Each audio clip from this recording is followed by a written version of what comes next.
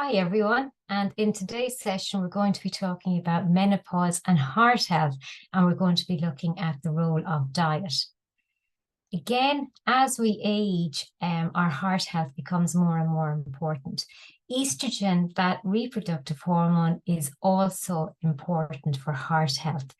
During the menopause transition, our estrogen levels are starting to decline. And because of this, estrogen, which had been protecting our heart health, because estrogen levels are starting to go down, it means that cholesterol levels, and especially LDL or bad cholesterol, that tends to increase. We also see, because of estrogen, because those levels are going down, it means that our blood vessels can start to stiffen a bit as well as weaken, and that can have an impact on our heart health. For some women, they also start to see their blood pressure start to rise around the time of menopause. And also what's happening for some women is these changes in body weight, but particularly body shape, and putting weight on around the middle, and muscle mass can go down, and an increase in fat. So what can we do with our diets to look after our heart and our heart health?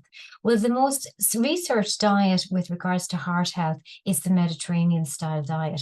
And it's been shown that eating a Mediterranean style diet can be hugely beneficial for our heart health. So what is a Mediterranean style diet? Well, it's a diet. It looks different in different countries, because within the Mediterranean, if you go to Greece, it looks like what people eat there traditionally can be different to what people eat, say, for example, in Spain. But at the crux of it, a Mediterranean style diet tends to be a plant-based diet, lots of fruit and vegetables, and whole grain foods, and legumes and beans and lentils. And they have moderate amounts of things like fish, poultry, eggs, and dairy, and then kind of smaller amounts of things like red meat. So again, this sort of style of diet and dietary pattern, which also aligns very much so with our own food pyramid, is really important for maintaining heart health. Within the Mediterranean style diet, again, there's lots of fruit and vegetables included in that. And these foods tend to be rich in potassium, which can be really helpful in maintaining a normal blood pressure. By including those oily fish in your diet, omega-3s, those are also really good for our heart vessels, our arteries, and keeping them supple and flexible. Again, really important for pumping blood around our bodies. As part of the Mediterranean style diet, they also consume moderate amounts of alcohol, and that alcohol tends to be consumed with meals. And again, there's some evidence that that can be beneficial. And again, that things like sweet foods or foods that are high in sugar and salt, they're only eaten occasionally. So this plant-based diet and this Mediterranean style diet has been shown to be protective against heart disease, and also protective against other chronic diseases as well. It's also important to watch your salt intake. Salt intake can be associated with high blood pressure.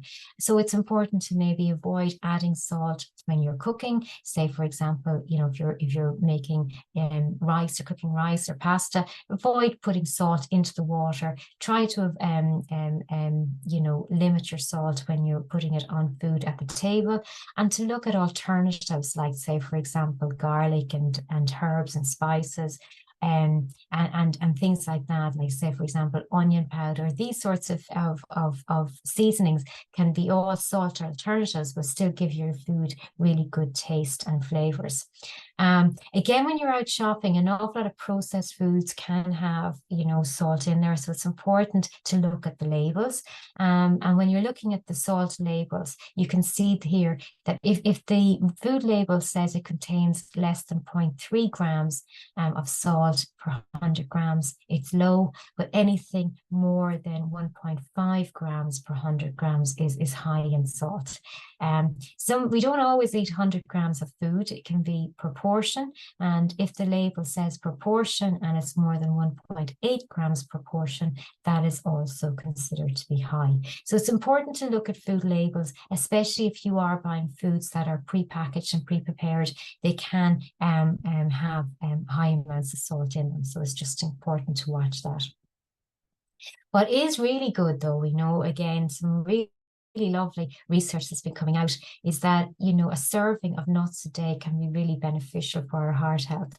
These nuts, especially the unsalted variety, tend to lower our cholesterol, but they're also really good sources of fiber as well as vitamins and minerals. And again, can help keep us feeling full. So they're a great snack. Again, they tend to be quite energy dense, even though the fats in nuts are good fats, they can have a lot of calories. So a serving of nuts would be about 30 grams. So that would be kind of a closed handful. So what can go into the cup of your hand there is considered to be roughly about 30 grams. And, you know, all of these sorts of nuts can be great, but we have seen lots of research that said that, you know, both almonds and walnuts in particular are beneficial. At this time of menopause and perimenopause, a lot of women are finding that their weight and their body shape is changing. And a lot of women report that they're putting on weight around this time. Now, some of this can be due to the changes that are happening with menopause. But for, you know, for some women, it can be just that lifestyle is changing at this time. They tend to be maybe exercising less, or, you know, maybe changes in job patterns and things like that means that they aren't moving as much as they would have done, and maybe eating more of different foods. So all of this can lead to weight gain. But we also see that, you know, as we age anyway, that people tend to put on weight more easily. But what we do know that happens around the time of the menopause is that because, again, of these changes in hormones, when you do put on weight, that is going on now in different places. A lot of women would have found that, you know, when they were younger, that they would put, if they were putting on weight, it would tend to go on around the hips and the thighs. But as you get older, because of those changes in your hormones, that weight now is starting to settle around the middle. And again, that tends to be linked to estrogen. So it's important to again be aware of this, and again, that weight that goes on around the middle can increase your risk of things like heart disease. So again, for some women, we find that as you get older, you know, muscle loss starts to occur. And again, it's really important to maintain your physical activity levels, and to be looking at things like resistance exercise and things like that to maintain that muscle mass.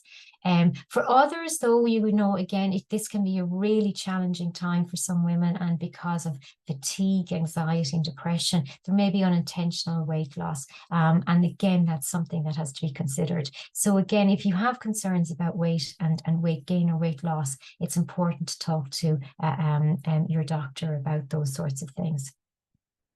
But in general, for most people, you know, with regards to managing weight at this time, it's important to follow those healthy eating guidelines, and particularly that Mediterranean style diet can be really, really a good tool. It's important to eat foods that keep you full and keep you feeling full for longer, and that tends to be those protein-rich foods and fiber-rich foods. So if you can incorporate those into your meals and snacks, it's really, really great. As well as that, to incorporate lots of fruit and veg. Again, they're rich in fiber, and they can be a really good healthy snack as well.